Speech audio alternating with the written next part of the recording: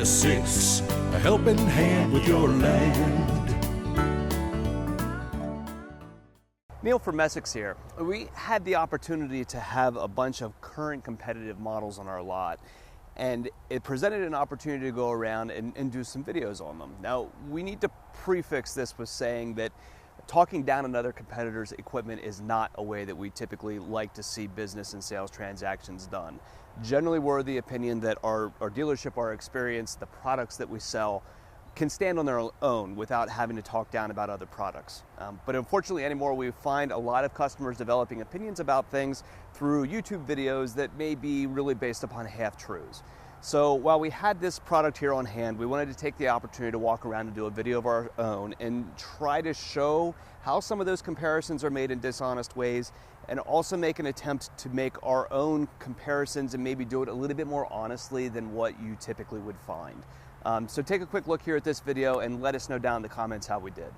So if you watch John Deere's YouTube videos on competitive comparisons with this tractor, or you go to their website and you choose their compare feature to look at another model, they'll choose to compare this tractor against a Kubota MX-5200, which is right over here.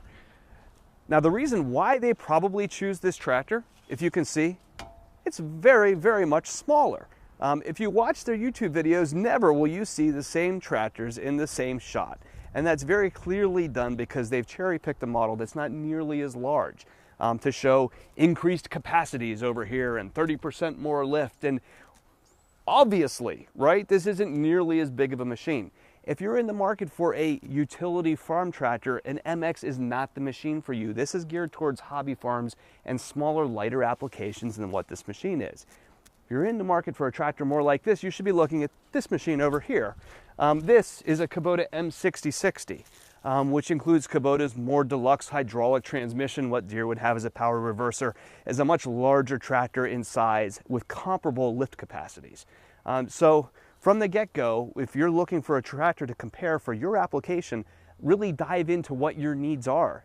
Are you looking for a mower tractor where you need PTO horsepower? Are you looking for a loader tractor where you need specific amounts of lift?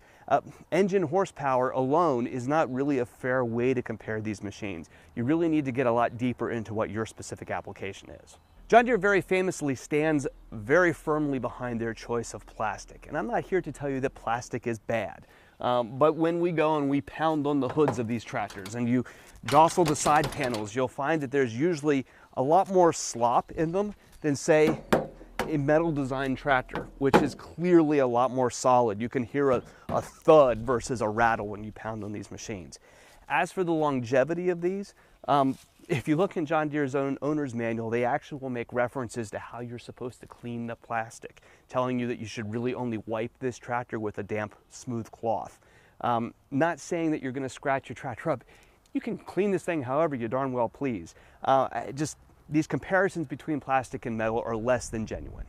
Another thing that drives me absolutely batty about John Deere is the picture that they try to put on of themselves as an all-American company. In reality, all of these tractor companies are global brands. John Deere's 5E Series tractors are actually made in India. So this is an Indian-built tractor that's imported into the United States. If you look on the tractor down here, they do absolutely everything that they can do in order to hide that fact. So on the serial number plate down here in the bottom, it actually says that this tractor is assembled in the USA, which it may be, but I'm surprised that they'd be doing a whole lot more than bolting on a set of tires. Reality is that this is an Indian manufactured tractor, and we typically find when we look at Indian machines from different companies, they are more crude than their American counterparts. Again, painting is a broad brush. That may not always be the case, but be aware of what you're buying. Another item of John Deere's so-called advantages over some other tractors is their more advanced transmissions.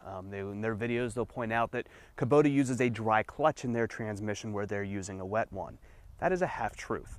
In their standard transmission, the 9x3 that's typically spec'd in this tractor, they also use a dry clutch. The wet clutch is only available in their upgraded, more expensive transmissions. The Kubota to compare this to really would vary depending on what your needs are as far as that transmission goes. If a 9x3 is adequate for you, a Kubota M5660 has a standard transmission of an 8x8, which is a little bit more advanced actually, but comparable, a lot more fair. If you need that more advanced 12x12, an M6060 or an M7060 is going to give you those options. So again, comparing tractors really needs to be done based upon what your needs are for a transmission and not just based upon engine horsepower or what the manufacturer tells you to look at. Another curiosity with the transmission on this tractor is the amount of PTO horsepower that's available for your implements. While this tractor is 55 horsepower at the engine, it's only 38 horsepower at the PTO. Generally, in most tractors, you usually lose about 10 to 15% of your horsepower between the engine and the PTO. In the case of this machine, for some reason, it's losing nearly 40%, over double what most tractors do. Not comparing to any other models here, but that is odd. I don't know exactly what to contribute that to, other than the transmissions that are in these machines are very, very inefficient. So in loader and tractive applications, that may not matter, but if you're going to be doing mowing with this tractor, it doesn't have nearly as much horsepower available to your implements as what pretty much any competitive machine would have. Another feature that John Deere pointed out as an advantage in their YouTube videos is their 540E PTO. So I'm sitting up here in the seat and looking for it, and I can't find it. It is not included on the included standard 9x3 transmission that's on this machine. If you need a 540E PTO, you need to upgrade to a more costly tractor with a more costly transmission. Again, making this comparison between this tractor and the MX completely invalid. When we move into more advanced utility class tractors, you'll start to see that feature added from virtually every manufacturer. Again, a John Deere advantage that's not exactly legitimate. Another John Deere talking point usually revolves around their front axles. They generally will point out that many manufacturers choose to put their steering components in front of the axle, where in their case they choose to put theirs behind. And in this case, a good solution, right? It's behind the front axle and it's also up as well. Some of their tractors, they put the front axle components down below the axle. They'll try to sell this in giving you an impression that this is a tractor that's hardened for off-road use, and show videos of it crashing through fields and through the woods. Again, if we look down here underneath the tractor, we see a lot of things that really bring that into question. In particular is the four-wheel drive propeller shaft. So in this tractor right here, if you look underneath the machine, the four-wheel drive propeller shaft that goes between the front and the back of the tractor is not only completely exposed, it's also housed in a plastic cover. If this is a tractor you're going to crash through the woods with, I certainly would want a little bit more down there than that. If you look under most competing tractors, a lot of companies choose to put their four-wheel drive shaft up inside the machine, inside of castings, and not completely exposed down on the bottom. Part of the reason they probably choose to do this is because there are frequently two-wheel drive versions of this tractor sold. And so that makes it very easy to offer four-wheel drive and two-wheel drive variants. So an engineering decision made here, but again, a less than honest comparison to say that you're good to go crash through the woods when you have a plastic enclosed four-wheel drive propeller shaft below the tractor. John Deere will also point out the extended maintenance intervals on their tractor, which is another half-truth. Now with the advent of purely synthetic transmission oils, the maintenance intervals on these tractors are starting to stretch out a lot longer. John Deere's taking advantage of the fact that Kubota hasn't really given a lot of clear direction on exactly what the maintenance intervals are. They offer a UDT transmission fluid, Super UDT, which has now gone obsolete, and Super UDT 2. With Super UDT 2, there is a synthetic transmission fluid option now which offers those extended intervals. They're exploiting the fact that the older transmission fluids are still out there and a lot of the published information hasn't been updated for that. So again, another half-truth. You're not going to be pouring gobs of money into the maintenance of another tractor where this one is going to cost you nothing. Most machines have very similar requirements as far as maintenance goes over the long haul. So you've noticed my goal here is not to point out that my brand tractor is better than this one. It's not really fair. It depends upon exactly what your application is. As you can see, when Deere chooses to do those kinds of things, they really employ a lot of half-truths in order to make those points. And so in an effort not to engage in exactly the same thing, I'm not going to do that. Instead, what we will do is try to give you some impressions of this tractor as an operator. As somebody who has the opportunity to get on and off of a lot of equipment, we'll hop up here, we'll run it, we'll walk around and point out some of the things that are positives and negatives of this machine. So join me here and we'll take a quick walk around and look at those things. So from the operator's platform up here, this feels like a fairly standard economy series tractor. There's a hump in the middle across your feet. It's not a flat-decked platform tractor, which does definitely crowd your foot area down here. The hump in here is really large compared to most tractors. There's probably a solid 8 inches down here at the bottom that your feet have to clear over as you go back and forth.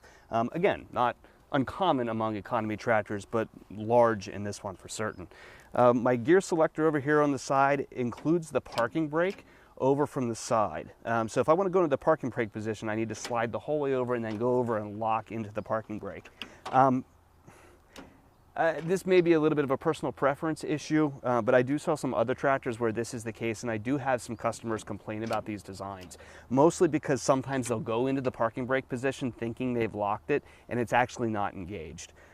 This one is fairly easy to put in, which is nice, and it definitely feels positive once you get it into place. But my preference is usually for a foot locked parking brake. But again, you may not feel the same.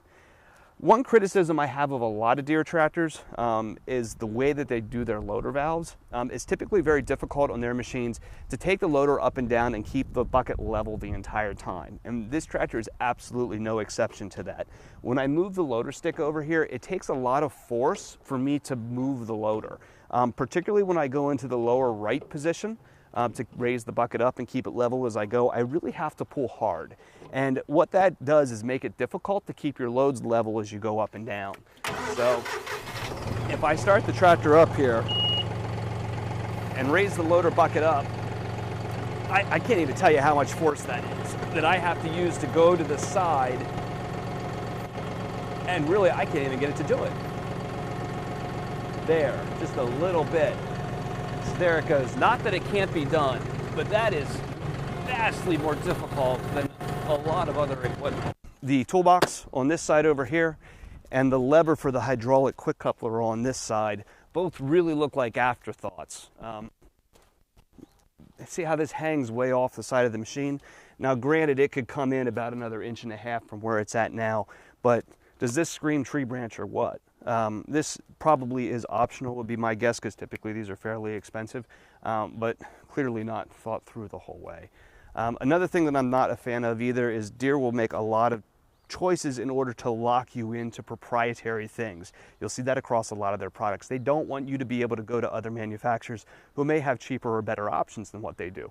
So in the case of the back of the bucket here, you'll notice that they don't have a universal skid steer coupler. Most tractor companies will put a standard 2-lever coupler on the back of here, enabling you to use a whole huge variety of implements available from a huge variety of different manufacturers. But in their case, they choose to use this coupler that's proprietary to themselves, so you don't have a choice of where you're going to buy your implements.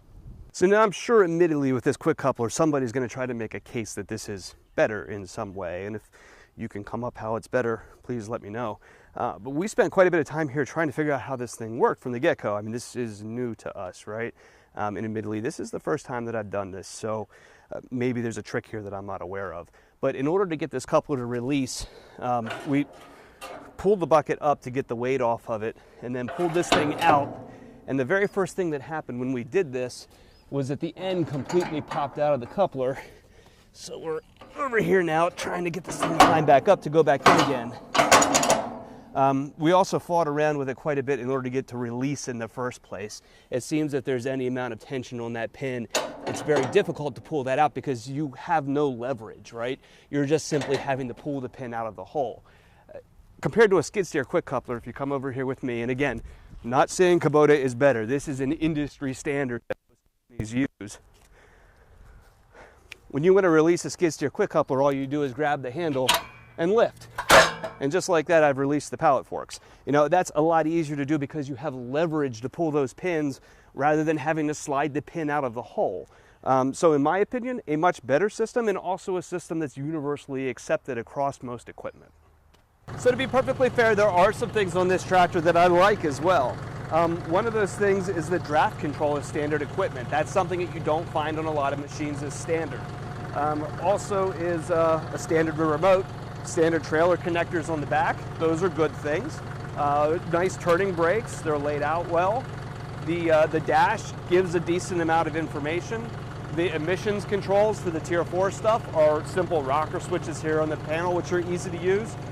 There's some positive things here, and if you opt to buy this tractor, you're not going to hate it, you know, but it is not God's gift to tractoring. One thing that we think is really important when you're shopping for a machine is buying from a knowledgeable, experienced dealership. Buying the right product from the wrong dealer can really have a terrible outcome for you. So the way to shop for a tractor and the right way to make a competitive comparison is to go into a dealership. Stop watching videos on YouTube and comparing numbers in Excel. Take an afternoon on a nice day, go to a local dealer, go to several local dealers, get the keys to the tractors, have an experienced salesman that understands your application and the capabilities of his products to get you in the seat and go run the machines and decide what's right for you that way. Every tractor has its pros and cons, and trying to go through and compare one machine to another can very rarely be done right. So if we can help you through that process, give us a call at Messick's. We're available at 800-222-3373 or online at messick's.com.